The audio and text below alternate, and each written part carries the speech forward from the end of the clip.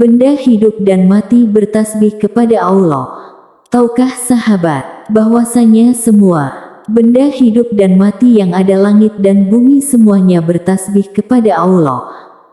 Al-Quran menerangkan bahwa benda hidup dan mati yang ada langit dan bumi semuanya bertasbih kepada Allah.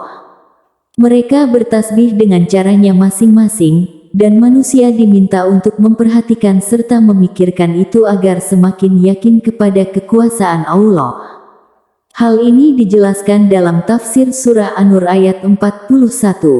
Tidakkah engkau Nabi Muhammad tahu bahwa sesungguhnya kepada Allah lah apa yang di langit dan di bumi dan burung-burung yang merentangkan sayapnya senantiasa bertasbih. Masing-masing sungguh telah mengetahui doa dan tasbihnya. Allah Maha mengetahui apa yang mereka lakukan. Dalam penjelasan tafsir Kementerian Agama, pada ayat ini Allah mengarahkan pikiran Nabi Muhammad pada khususnya dan pikiran manusia pada umumnya untuk memperhatikan alam, baik di langit maupun di bumi, agar dia menyadari bahwa di samping manusia sebagai makhluk Allah, ada bermacam-macam makhluknya di alam ini. Bila diperhatikan pasti akan membawa kepada keyakinan akan kekuasaan Khaliknya dan kebijaksanaannya mengatur segala sesuatu dengan rapi dan seimbang. Semua makhluk itu, walaupun tidak disadari oleh manusia tunduk patuh dan bertasbih menyucikannya menurut segala ketentuan yang telah ditetapkannya. Kalaulah ada sebuah bintang saja keluar dari garis edarnya dan tidak mematuhi tata tertib yang telah ditetapkan Allah, tentu akan terjadi benturan di antara bintang-bintang yang mengakibatkan rusaknya susunan alam atau tata surya yang harmonis dan hancurlah sebagian dari bintang-bintang itu dan tidak mustahil bumi kita akan terkena malapetaka besar sebagai dampaknya. Akan tetapi, ternyata tidak pernah ada kejadian seperti itu dan semua makhluk yakin bahwa Allah senantiasa menjaga semua tata tertib yang telah ditetapkannya.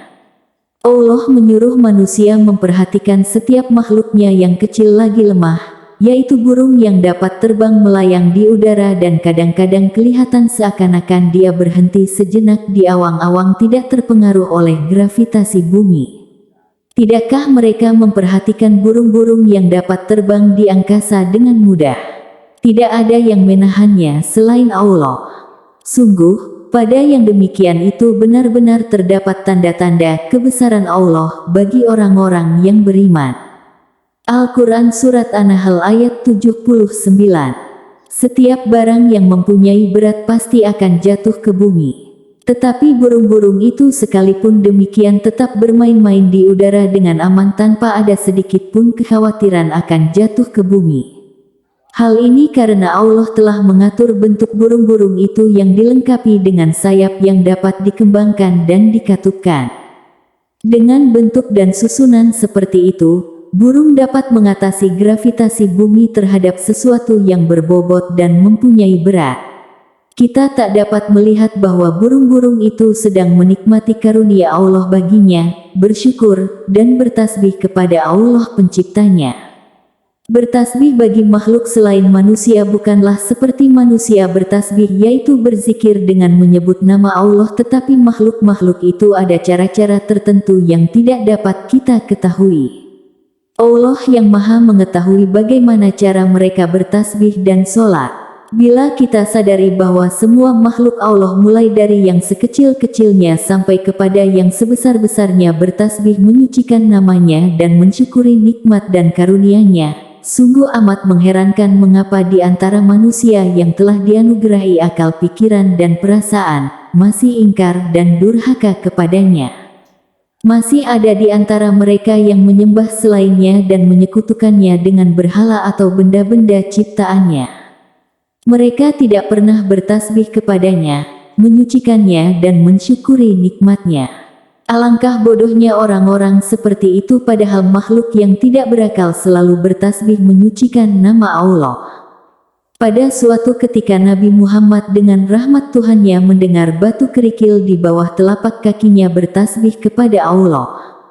Pernah pula ketika Nabi Daud membaca kitab Zabur dengan suara yang merdu, Allah memerintahkan kepada gunung-gunung dan burung-burung supaya bertasbih bersama Nabi Daud menyucikan namanya seperti tersebut dalam firman-Nya.